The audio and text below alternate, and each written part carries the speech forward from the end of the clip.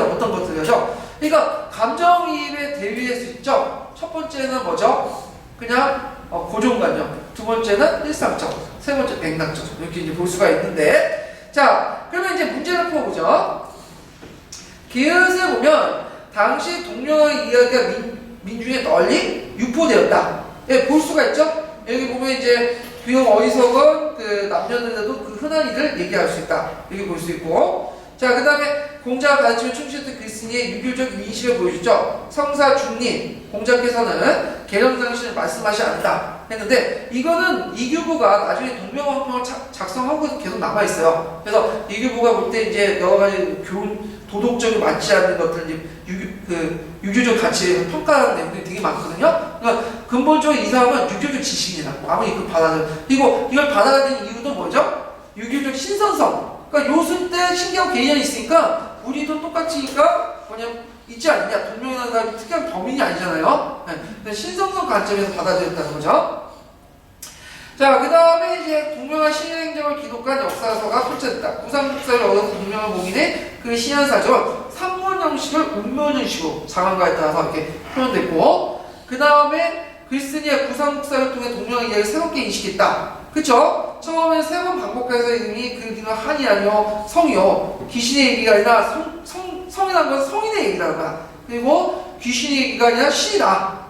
이런 것들 해가지고 이제 판타지가 아니라 성인의 얘기고, 그러니까 귀신의 얘기가 아니라 신의 얘기다 하면 상당히 이제 인식의 전환을 가게 되죠. 그 다음에 이제 5번은 이게 틀린 건데, 자, 김부식 공이 이걸 되게 비판했어요. 왜냐면 김부식이 똑같이 부산국사를 보고 그 동명왕국을 썼거든요. 근데 이거는 완전히 지가 멋대로 이제 글자를 바꾸니까 이걸 되게 비판하면서 이걸 왜 그대로 싫지 않고 유교식 표현하냐, 고쳐 쓰냐 해가지고 나는 그대로 쓰겠다. 이렇게 이제 해가지고 한 거죠. 그래서 동명왕편을 쓸 때 그 당시 김부식이 내용을 축소하고 기이한 것들을 빼버리고 그걸 비판하는 내용들. 근데 주의할 것은 김부식이 동명왕편을 싫지 않은 건 아니에요. 싫었어요. 근데 내용을 축소하고 문장을 고쳤죠. 자, 그래가지고 답은 틀리죠. 기록하지 않았다는 건 틀려요. 자, 그 다음에 이제 14번 문제 볼게요. 자, 14번은 밑줄친 그 기억을 활용해 수업을 전개한 교사들만을 보기에서 이제 모두 보는 것은 있는데, 일단은 이거는 뭐와 관련된 걸까요? 예? 이거는 이제 뭐냐면, 말시가 제시한 뭐죠? 총괄이죠, 총괄. 총괄이라는 것은 합리적 설명 이론과 마찬가지로 뭐와 뭐를 플러스시킨 거죠? 개념과 간접론과 실증론의 개념의 일반화 틀을 표현해갖고 한 거죠. 그래서 주로 이제 간접론에 영향을 받아서 외면보다는 내면을 묻죠. 이 특징이고, 그 다음에 실증론을 영향을 받아서 개념과 일반화를 빌렸었죠. 근데 주로 이제 외면보다 내면을 하기 때문에 인과관계를 별로 추구하지 않아요. 그러니까 사건의 실체와 가정은 알아도 그 원인에 대해서는 알지 못해. 이게 좀 다른. 그래서 총괄학습을 할 때는 항상 뭐와 같이 해야 된다?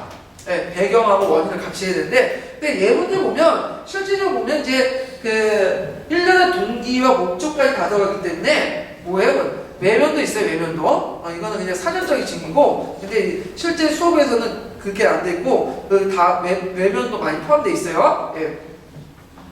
자, 이 총괄학습의 내용은 이제 남색책을 기본으로 해서 노란책까지 파란책을 좀 보셔야 되는데, 자, 총괄이라는 것은 콜리게이트라는 내용이죠. 콜리게이트는 뭐예요? 콜리게이트 컨셉이라는 개념인데, 콜리게이트는 묶다, 맺다. 그러니까 서로 다른 것을 하나의 개념으로 묶다는 개념학습이라고 보시면 돼요. 네, 개념학습이라고 보는데, 자, 묶은 내용만 찾고 안 묶은 내용 빼면 되겠죠? 자, 묶은 내용 보면, 자, 잉글랜드와 찰스 힐스와 유엠이 크노웨이 간의 대립과 미국의 남북전쟁을 내전의 개념으로 묶었다. 자, 내전의 개념을 통해 설명할 거죠. 맞죠? 그다음 디귿을 보면, 자, 19세기 후반에 유럽의 각국이 아시아, 아프리카에 번인 영토 분할 사회 결과로 제국주의와 관련시켜 설명했다. 자, 묶는 개념이 뭐죠? 제국주의죠. 제국주의와 함께 여러 이제 사회들을 살펴본 거고요.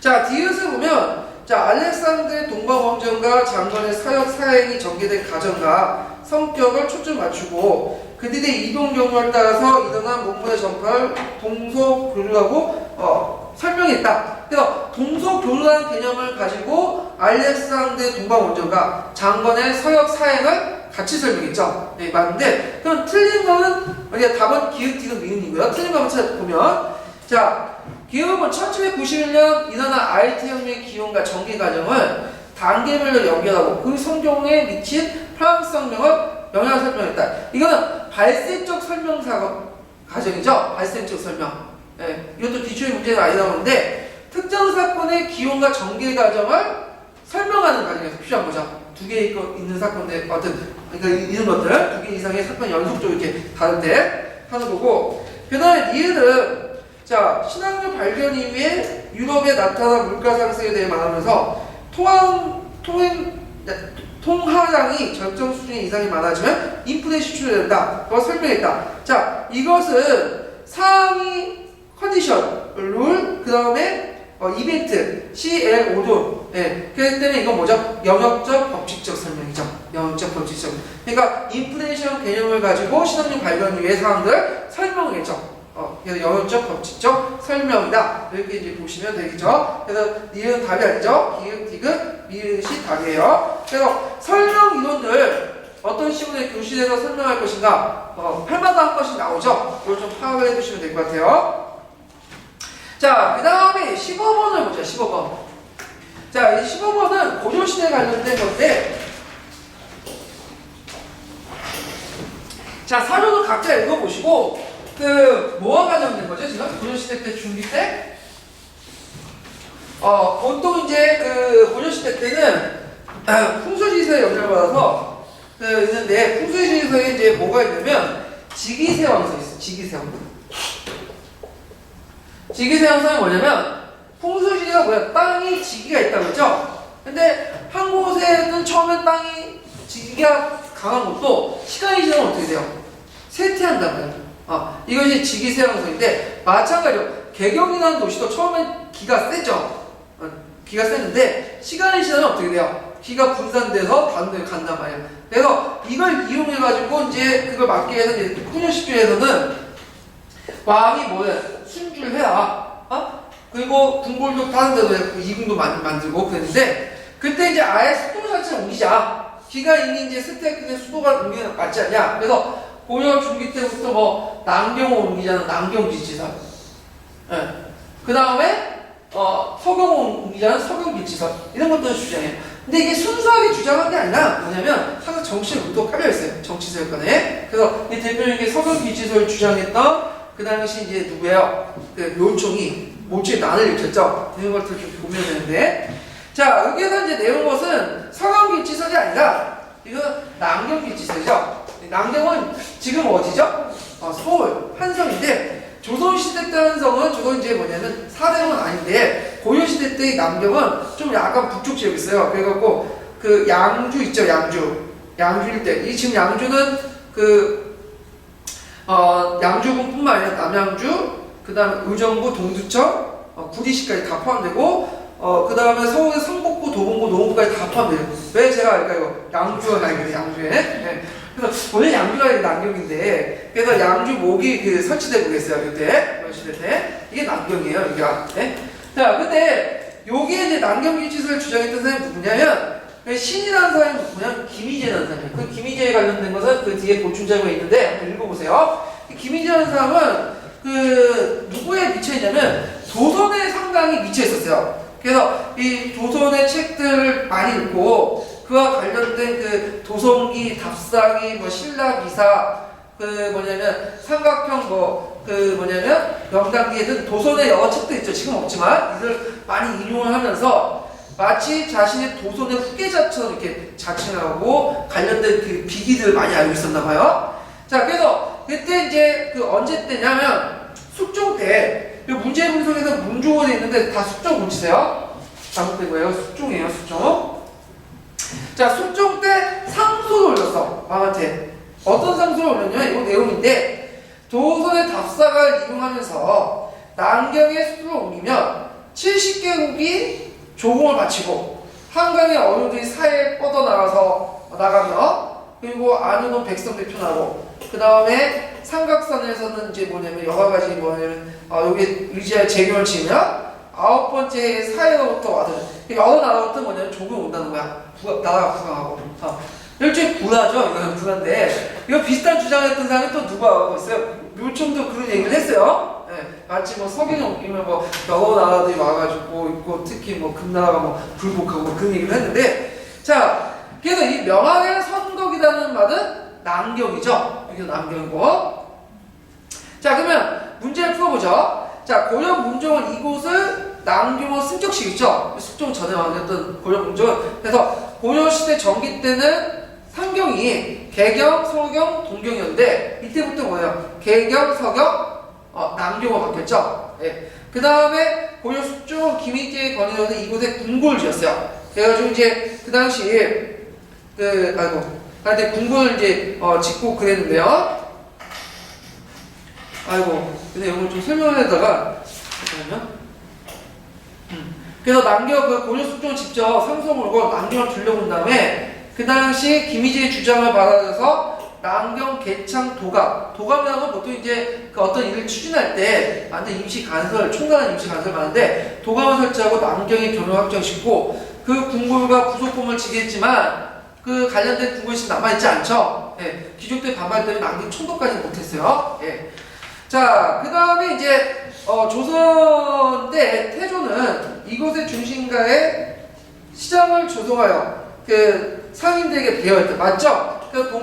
태종이 만든 게 태종 때였는데 태종 때 그 당시 이제 그 서대문과 동대문의 큰 이유가 뭐야? 그게 운종로가 있어요. 운종로의 중간에 강통구가 있는데 강통구 중심으로 지금의 종각일 때를 이제 뭐냐면 정부가 행랑을 만들어줘.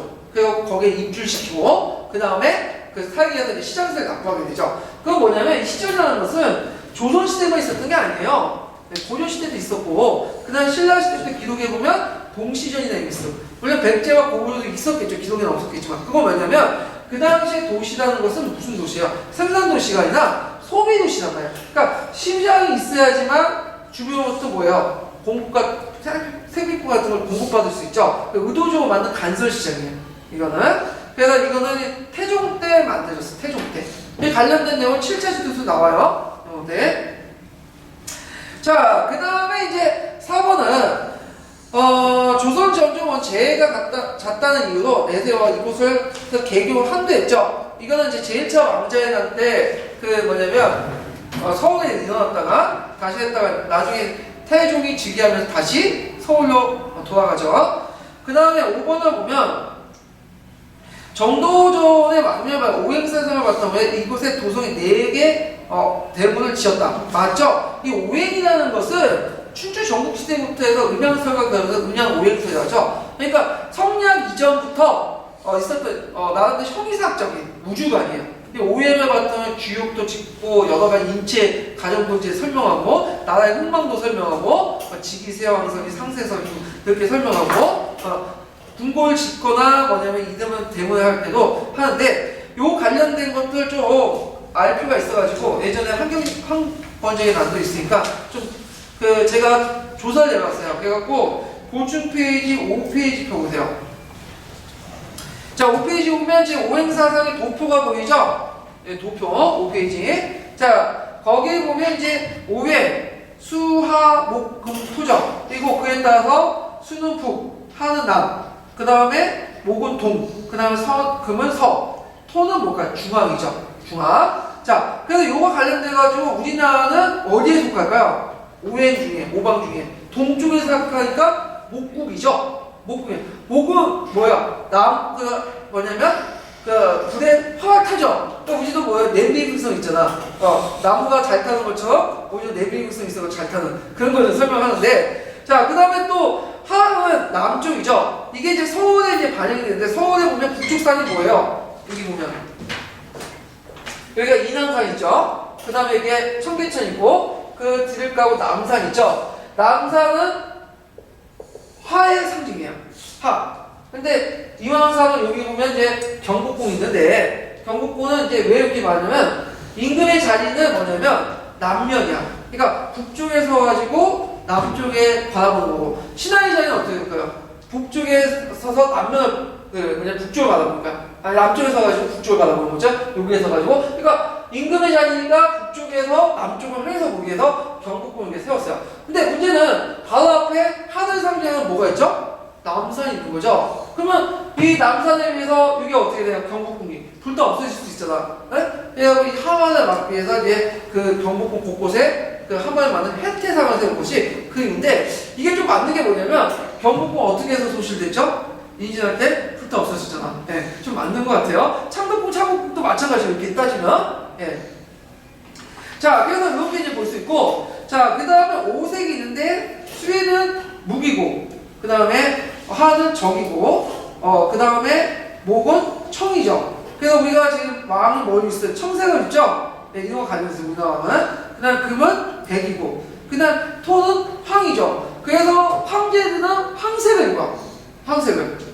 백제도 이제 황제국가 치기 때문에 근초왕이 황색 깃발을 흔드는 것도, 황은 뭘 상징하기 때문에 중앙, 황제를 상징하기 때문에 그렇죠? 자, 수에도 이렇게 각각 있고, 그다음 오방신에도 이렇게 각각의 상상의 동물이 있고, 오독에도 지, 옌, 이, 위, 신에가 각각 있고, 계절에도 이렇게 겨울, 여름, 봄, 가을 이런 것들 있죠? 그 다음에 신체 기관도 설명할 때 오장이라 해갖고 이렇게 설명할 수 있어. 이렇게. 그 다음 오관도 있고, 보통 우리가 훈민정음 만들 때도 이 오행사상이 이렇게 반영이 된 거죠. 음양오행사상이. 그 다음에 육주에도 각각의 오행사상이 많아서 각각의 별칭들이 오행과 관련돼서 별칭들이 많아요. 이것도. 그 다음 왕조인데, 왕조는 조선은 어떤 나라예요? 목의 나라죠. 예, 그래서 이제 정감농은 저기 와서 정씨가 됐다는 거고, 하여튼 이런 것도 있고, 그 다음에 사대문에서 또 각각의 뭐냐면 이 오행사상이 각각 다 반영이 됐어요. 예, 오행사상. 근데 약간 이게 좀 이것도 오행이 많은데, 승례문 있죠? 승례문. 남대문이죠? 남대문이 뭐의 상징이죠? 하의 상징이죠. 어떻게 됐어요? 불도 없어졌죠. 맞는 것 같아요. 이렇게 따지고 보면. 예, 상당히 좀 이 오행에 따라서 주입도 하니까 약간 이게 과학적인 것 같기도 하고 그런데, 그래서 이 오행사상은 그 당시 지명 이런 것들을 쓸 때 되게 중요하게 쓰고, 특히 정도전 같은 그 외에도 궁궐 이름이나 뭐 문 이름, 여러 지역 행정 명칭 다 이 사람이 적었죠, 정도전이. 그래서 특히 정도전이 이제 했던 것이 경복궁 아시죠? 경복궁. 이 경복궁인데, 이 경복궁이라는 이름도 지은 거야. 네. 그럼 왜 지었냐? 이것도 되게 웃긴 건데, 그 당시 이제 정도전이 이제 태조가 술을 마셨어요. 그래서 술 취한 태조가 이제 한번 요번에 만든 궁궐의 이름을 한번 적어라. 그랬더니 정도전이 이제 어느 구조 중에는 시경에 이름만 있어. 군자만년 개의 경복이다. 이 말이 뭐냐면 이에 군자는 수에 치사고 이미 덕이 배문이니 군자의 만년이 그대의 큰 복이 도울이다. 그러니까 경복은 뭐예요? 큰 덕이 더 올라가다. 확대되다는 뜻이야. 그래서 군자 만년 이미 수에 취하고 이미 덕이 배우니 군자 만년에 개의 경복이다. 그대의 큰 복이 뭐냐면 더 커질 것이다. 경복. 그러니까 복이 더 커진다는 얘기가 경복이야. 이미 그 당시에 뭐가 있어요? 그때 상이 뭐예요? 그 태조가 수에 취한 상태였죠. 그러니까 군자라는 걸 누굴 뜻하는 거야? 태조를 이성걸 뜻하는 거죠. 그러니까 이런 식으로 하니까 태조가 이거 좋다. 자기 띄워주는 거 아니야. 시경의 구조를 이용해서. 그래서 지은 것이 경복궁이라는 이름이 이때 나온 거예요. 예. 자, 하여튼 이런 것들이 맞죠. 그래서 답이 틀린 거니까 3번이죠. 3번. 그래서 우리 지금 살고 있는 수도인 서울 관련된 내용들 좀 파악할 필요가 있어요. 지역사 딱 2개 나오죠. 서울 아니면 3개 나옵니다. 서울, 서경, 독동. 네. 서울, 서경, 독동. 네. 자, 그 다음에 이제 뒤에 쭉 넘어가서 16번을 보는데, 16번은 사학사 관련된 문제인데요. 자, 사학사는 해마다 기출문제 나온다는 거 아시죠? 해마다 꼭 한 문제씩 나와요. 네, 그래서 이제 남색책은 이제 주로 이게 남색책 나온 거예요. 네, 하고 노란 책하고 이제 파란 책을 보조적으로 이제 살펴야되는데, 자, 가는 이제 뭘까요? 나는 나의 자아를 소구해서 다만 사실로 하여금 말하게 하며 강력한 힘들이 스스로 나타나게 할 뿐이다. 그러니까 랑케가 뭐죠? 랑케가 뭐죠? 자기 자신을 죽이고 사실로서 진리를 말하게 해라. 예? 역사론 얘기할 때 그거는. 예, 그래서 랑케가 있는데 랑케는 이제 이거는 역사학에서 나오는 역사사학에서 이제 뭐냐면 실종주의죠. 자아소고, 자기를 죽이러 사실로서 이제 진리를 말하게 하는데, 랑케는 또 사회 비판과 분석 방법 있죠. 우리가 지금 하고 있는 것도 이제 상당히 체계에서였던 사람이에요. 예. 그래서 있는데 여기 보면 가학은 역사는 가학이며 동시에 예술이라 부른다. 맞죠? 가학은 뭘까요? 역사는 수집하고 뭐냐면 발견하는 데 사용하고, 그 다음 예술은 뭘까요? 이 발견된 역사적 사실을 내러티브 방식으로 문화적으로 표현하는 데 쓰는 거죠. 그래서 가학과 예술을 동시에 봤다. 이렇게 보시죠. 그리고 랑케는 내러티브를 되게 존중해요. 근데 나중에 이제 까져, 이 내러티브에 대해서. 근대사 나중에 신사에 들어와서는. 자, 그래서 답이 맞고, 역사가는 사실 비천한 노예가 아니며 압제적인 주인도 아니다. 역사가의 사실간의 관계, 평등한 관계를 주고받는 겁니다. 이건 뭐냐면 E.H. 카죠. 자, 해겔은 상당히 역사의 주관을 강조했죠. 근데 랑케는 상당히 객관을 강조했어. 이 객관주의와 주관주의를 합쳐놓은 것이 뭐냐면 E.H. 카야. 사실도 중요하지만 사실 끌려다니서 안 된다는 거야. 이걸 이제 요약한 것이 여러분도 알다시피 E.H. 카는 쓴 유명한 책 있죠. 여러분 대학교 갈 때 꼭 1학년 때 역사 배우는 뭐죠? 역사가 무엇인가? 꼭 이렇게 얘기하잖아. 그때 역사가 무엇인가 저도 다 읽어봤어요. 그거 읽어보라고 하는데 거기에서 유명한 말은 역사라는 것은 과거와 현재 간의 끊임없는 대화다. 이렇게 주장하잖아. 근데 이게 무슨 말이냐? 자, 이게 무슨 말이냐면, 자, 현재라는 것은 지금 현재죠. 막 지나가고 있잖아, 시간이. 예? 어딜 딱 지정할 수 없죠. 현재라는 건 미래를 향해서 막 가고 있어. 그럼 현재는 어디에서 오는 거예요? 과거에서 오는 거죠. 그래서 이 과거에 우리가 이제 사건이 있을 거예요. 과거에 재사건도 있을 거 아니에요? 그리고 이게서 앞으로 이제 지향하는 미래가 있을 거예요. 미래를 지향할 때 우리가 어떤 여러 가지 목적을 세우죠. 제 목적, 여러 가지 목적이 있죠. 그럼 우리의 목적은 과거의 사건을 통해서 적합한 사실 바탕에서 연구해서 알고, 그 중에 우리의 미래에 맞는 어떤 인식을 가질 수 있잖아. 그래서 현재라는 것은 과거 사건, 여러 가지 재사건과 과거의 재사건과 미래의 재 목적을 연결한 지점에 있는 거야. 그리고 이것은 이제 어떻게 설명하면 이제 개인적으로 보면 내가 임용시험에 합격할 목적이 있어요. 내 목적이죠. 그러면 임용시험에 하면 내가 공부를 열심히 하는 모습 등을 그 과거의 모습을 봐야 되겠어. 내가 예전에 땡땡이 놀고 하는 그 모습을 봐야겠어. 내가 열심히 공부하는 모습을 찾아내서 그가 나도 예전에 열심히 했지라고 끊임없이 뭐냐면 대화를 하고 세뇌시킨 다음에 그걸 원동력 삼아서 뭐죠? 내가 있는 것이라 합격하는 미래에서 질주하게 되는 거죠. 이것은 현재라는 것은 아까 말했죠. 제 사건과 제 목적 연결 지점이며, 그 다음에 예전에 그 과거와 현재가 끊임없는 대화를 통해서 미래를 가는 원동력을 만드는 거죠. 그래서 사실과 주관은 상당히 강조됐다. 이렇게 이제 보시면 되겠죠.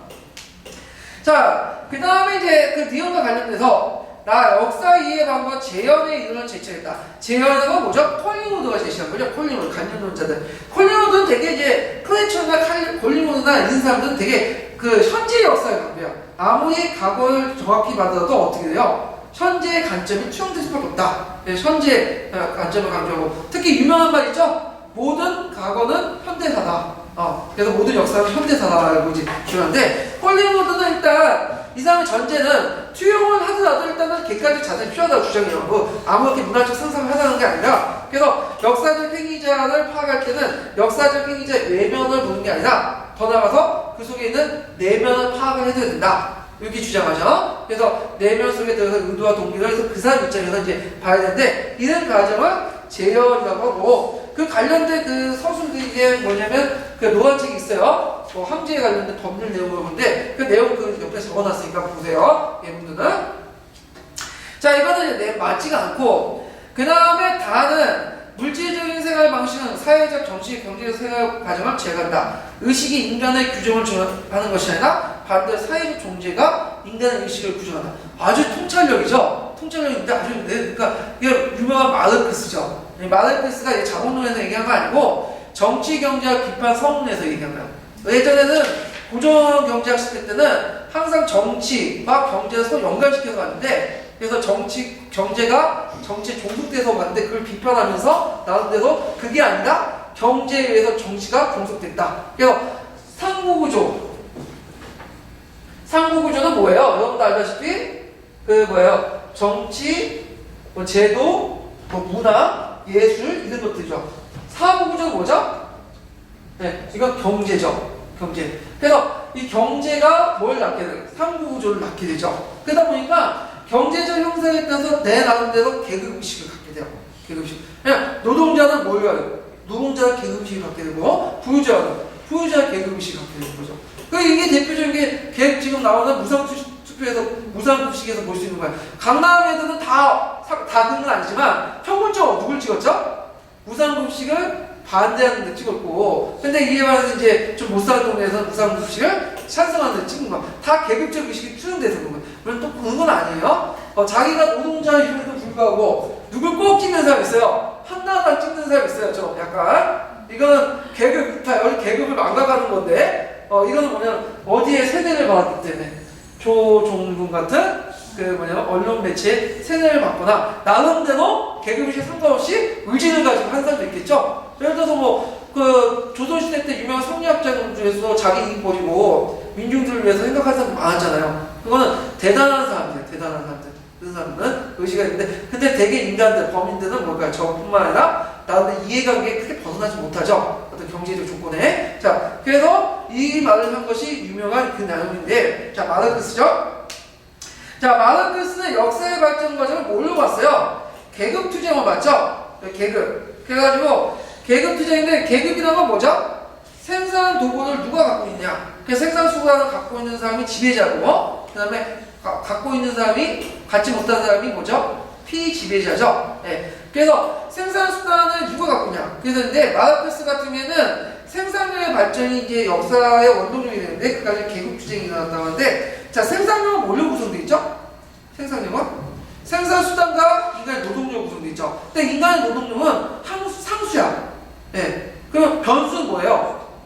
생산수단이죠. 그래서 이 생산수가 발전에 따라서 생산력이 늘는데, 생산수단은 누가 갖고 있느냐에 따라서 지배계급과 피지배계급을. 근데 시기대가 바꾸고 이제 기술이 발달되면 생산수단은 바뀌게 되죠. 그런 과정에서 이제 생산 양식하고 상부구조가 바뀌게 되는데, 그때 기존에 있었던 구지배층과 그 다음에 새롭게 등장한 신지배층 간에 뭐가 일어나요? 계급투쟁이 일어나죠. 그러면서 새로운 양식으로, 새로운 것으로 바뀌게 되죠. 그래서 이렇게 바뀐 것이 5개 단계죠. 원시 공동체, 고대 노예제사회, 중세 봉건제사회, 토지를 얘기하고 있고, 그 다음에 자본주의 사회, 그 다음 마지막 사회주의와 공산주의 거쳐서 이제 플라토 혁명을 거쳐서 이렇게 나타나는데, 그래서 마찬가지 예를 들어가지고 중세시대 때 생산수단은 뭐였어? 토지였죠? 그리고 생산 관계를 낳게 되고, 그 다음에 이것이 바뀌어서 상업혁명 이후 못해갖고, 부유자들이 된다면서 이제 귀족계급 다 투쟁을 하게 되죠? 네? 그래가지고 계급투쟁을 해서 새로운 역사를 지배하죠. 근데 자본주의 사회라고 해야 되잖아. 네, 이런 것들을 설명하는데, 자세한 내용은 제가 분석 과정 다 해놨어요. 네, 보시고요. 자, 그래서 맞고, 그 다음 나를 보죠. 구조는 인간과 인간의 경험이 좀처럼 벗어날 수 없는 한계다. 예컨대 지리적 학력, 생물학적 여건, 생산성 한계 등을 심지어 여러 정신적 제약 등을 깨뜨리기 얼마나 어려운가. 자, 이 구조라는 말은 누가 썼죠? 마르크스란 말이 얘가 개념하는데, 서양에서는 항상 그 현상에 보는 어피언스에 항상 뭐가 있어요? 그 밑에는 형상을 움직이는 실체라는 게 있어요. 그냥 이미 예전부터, 플라톤부터 얘기했던 거고, 형상 밑에 있는 실체가 뭐냐면 구조야. 그러니까 구조라는 건 형상을 존재하게 하고 형상을 뒷받침하는 구조인데, 자, 이 구조를 아나라파가 적극적으로 수용을 했죠. 예전에는 랑케식의 어떤 개별적인 사건, 정치사, 사건사를 되게 강조했는데, 이때부터는 이제 아나라파의 이런 것들을 깨고 구조사, 경제사, 사회사를 되게 강조하죠. 네. 그리고 역사를 움직이는 것은 단기적인 원인이 아닌 거예요. 장기 지속적인 원인이다. 그래서 장기 지속적인 것들을 또 강조하는데, 이 아나라파는 몇 세대로 있어? 3세대 학과죠. 1세대, 2세대, 3세대. 자, 2세대의 대표적인 사람이 누구예요? 부유대이라는 사람 있죠? 네. 그래서 구조대의 물질 문명과 자본주의에 보면 그 자본주의라는 그 산업혁명이 일어나는 그 전을 18세기만 한정돼서 보는 게 아니라 300년도까지 거슬러 이제 15세기까지 보고 장기 지속적으로 보고 그 다음에 단계를 나누죠. 여기에는 이제 일상생활이 있고 그 다음에 여기에는 교환경제가 있고 맨 밑에 물결로 보이는 게 뭐죠? 자본주의죠. 그러니까 우리가 자본주의가 마치 이 요구만 보는 사람들은 어디에서 실제적으로는 일상생활, 의식주 문제에서 자본주의가 발생됐다. 그래서 이 기원은 어디까지 쭉 이렇게 보면 15세기까지 그 기원을 추적해줘. 네, 이런 것들이 이제 보는데 주로 이제 이 아나파 같은 경우에는 주로 이제 뭐냐면 20세기 전반에 신사학 계열의 사회학과 접목시키는 그런 계열인데 여기 보면 되는데 자 이게 좀 약간 헷갈려요. 집단적 정기 수양학 문화적 접근방을 통해 아르노부터의 역사를 구축한다. 자 이거는 뭐냐면 비슷비슷해. 어미와 이건 좀 문제가 있긴 있어요. 왜냐면 거기에 차이점을 부각시킬 수 없는 게 아니라 공통적으로 적어놨어. 이건 뭐냐? 노동사죠, 노동사. 영국의 톰슨을 중심으로 해서 20세기 중반에 형성된 노동사인데 노동사도 마찬가지로 사회과학적 방법, 아나파와 공통적이에요. 그 다음에 아나파와 마찬가지로 아르노부터 역사, 그 다음에 문화적 접근, 특히 제3세대의 아나파하고 똑같은 얘기를 한 거예요. 그러니까 요 내용만 보면 실제로 아나파하고 별 차이가 없어. 예, 그러니까 지문 자체는 이게 잘못된 거예요. 근데 남색책에 이와 관련된 것은 노동사가 설명해서 됐는데 딱 문제가 땄는데 그건 노동사하고 아나파가 차이를 적어놨는데 지금 공통적으로 적어놓은 거야. 그러니까 이거는 좀 풀린 거예요. 문장 지문이 잘못된 거죠. 그럼 차이가 뭐냐? 아나파는 구조라는 속에서 인간이 어쩔 수 없는 존재를 묘사해요. 네. 그러니까 사회 구조가 88만원 세대 있잖아요. 네? 그러니까 88년에서 야 구조가 그러니까 나와. 그래서 이런 사람들 뭐예요? 자기 노력도 안 하고 네? 삶을 아예 팽개치고 그런 사람들 있죠. 모든 걸 구조에 핑계하고. 근데 이해하는 88만원 세대에도 불구하고 나오는 그 안에서도 자율성을 발휘해서 이 구조 안에서 인간의 어떤 능력을 통해서 노동 한계 그 부족도 있지만 나는 자율성도 있잖아요. 자율성을 통해서 자기 노력 개인적으로 가거나 아니면 투쟁을 할 수 있는 거 아니야. 길거리나 투쟁을 할 수 있거나 그래서 구조를 변화할 수 있다. 인간의 자유를. 그러니까 주어진 것이 아니라 나름대로 그 제한된 틀에서도 자율성을 가해서 인간이 스스로 역사를 개척할 수 있다는 것을 어디에서 강조해? 노동사에서 강조하는 거야. 그러니까 노동사하고 아나파하고 지금 구분하려면 이걸 여기 집어넣으면 안 돼요. 뭘 집어넣어야 돼? 이걸 집어넣어야 돼. 내가 말하고 그러는 거야. 근데 이걸 집어넣었으니까 문제 잘못 만든 거죠. 이것도 소송 걸 수 있는 건데 지금 소송 기간이 다 지났죠. 네. 그래서 여러분들 문제 볼 때 이게 잘 생각해요. 그래서 행정소송 걸 수 있어요. 근데 문제가 잘못되고 이게 문제 자체가 잘못되고 이상하면 행정소송 걸 수 있어. 근데 몇 개월 만에 3개월 안에 걸어야 되는데 3개월 넘으면 시효가 지나간 거야. 네. 그래갖고 예전에 생물학과가 어딘가 답이 2개가 나와가지고 소송 걸어가지고 이게 저 복수 정답 인정받고 아니면 계산받거나 그런 하나가 있는데 한번 다음에 시험 문제 할 때 보세요. 가끔마다 해마다 한두 개씩 이상한 그 중복답이 내더라고. 네. 자, 그래서 이제 있고요. 그래서 이제 여기에서 이제 볼 때 사학사는 이제 남색책 중심으로 남색책에 특히 20세기 사학사 관련된 문제 그 이론들이 많이 들어가 있어요. 뭐 아나파나 노동사나 사회경 마르크스학이나 그러니까 그거 꼭 보셔야 돼요. 자, 그 다음에 이제 17번인데 17번은 좀 쉬었다 할게요. 예. 조심해서 이게 지금 삼각대가 좀 그래가지고 아까 작고 떨어질 수 있으니까